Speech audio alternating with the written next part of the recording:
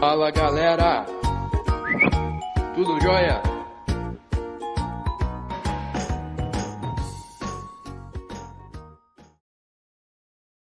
Neste experimento estudaremos o efeito Hall, cujos resultados são de extrema importância na indústria eletrônica, sendo possível determinar o sinal e a densidade dos portadores de carga em diferentes materiais por meio do coeficiente de Hall.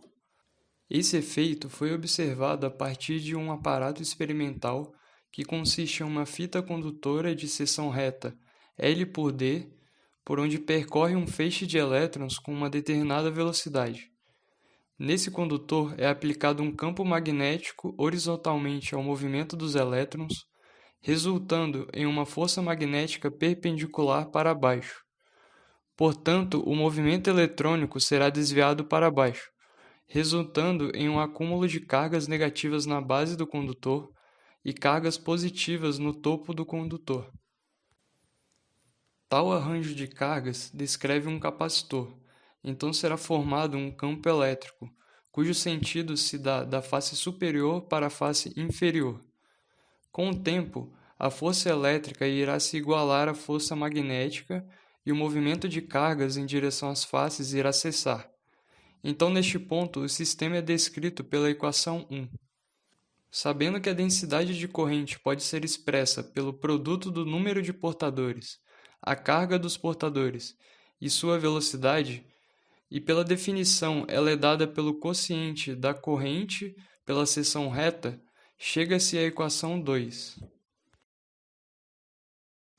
Além disso, definiu-se que a área da seção reta é L vezes D, e o campo elétrico pode ser escrito como a tensão entre as faces superior e inferior dividido pela distância D. Substituindo essas relações em 2, obtém-se a equação 3, que pode ser reescrita como a equação 4, onde RH é o coeficiente de Hall.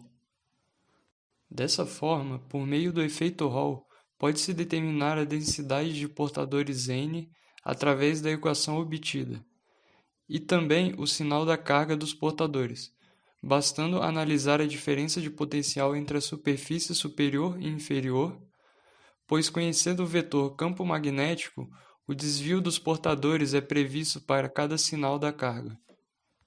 Para realizar esse experimento, utilizamos diversos equipamentos e instrumentos de medições de grandezas elétricas e magnética, como 2 multímetros digitais, um medidor de densidade de fluxo magnético, 2 fontes de alimentação DC, uma bobina com entreferro e uma pastilha de semicondutor.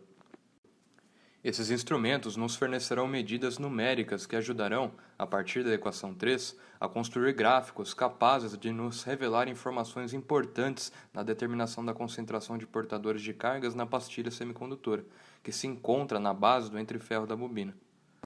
Mas antes de efetivamente iniciar as principais medidas, faz-se necessário primeiro capturar os valores de tensão de offset, que nada mais são do que valores de tensão que surgem na pastilha quando uma corrente flui por ela sem que haja linhas de fluxo magnético atravessando a mesma.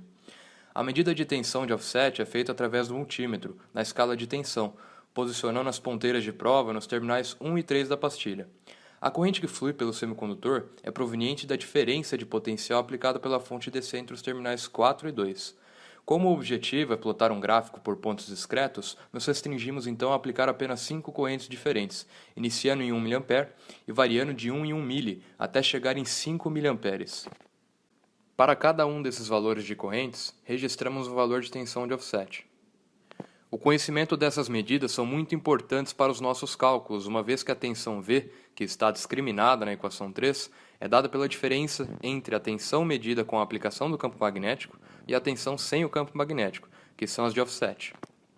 Com a tensão de offset em mãos, aplicamos uma tensão na bobina para gerar um campo magnético no entreferro de tal forma que as linhas de fluxo desse campo atravessem perpendicularmente à superfície da pastilha semicondutora, exatamente como foram feitos os primeiros experimentos que culminaram na descoberta do efeito Hall.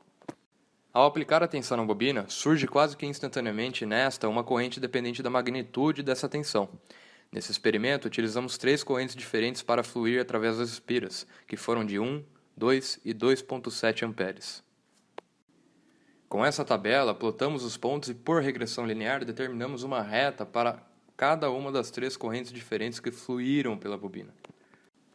A partir dos coeficientes angulares dessas retas e utilizando a equação 3, conseguimos obter valores de concentração de portadores de carga da mesma ordem de grandeza.